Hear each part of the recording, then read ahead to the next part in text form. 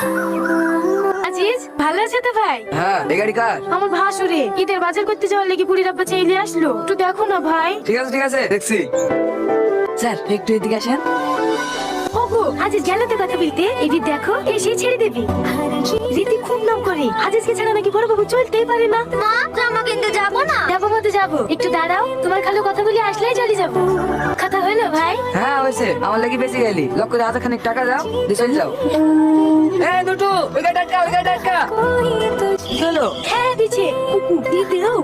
আমার তো সবই আছে, শুধু হেলমেটের লেগে যদি 1000 টাকা ঘুষ দিতে হয় তাহলে 1000 কোটি টাকা দিয়ে কেস নিয়ে নেবো। কেস নেবে না, চলো মানুষের উপর করাই তো। এই জন্য তো সব লোকের সাথে সম্পর্ক রাখিনি। ভাই শোনো না। না আমি আর কিছু শুনতে চাইনি। ও যে কত কেস নিতে পারে তাও আমি দেখছি। স্যার যত পারেন কেস দিতেন, আমার কে হয় না। তুমি সব জায়গায় কি আমার বাচ্চার নষ্ট করো? একটা হাজার টাকা দিলে কি এমন হইতো? স্যার, 50 টাকার উপর কেস দেবো? দাদা সব দিয়ে দাও।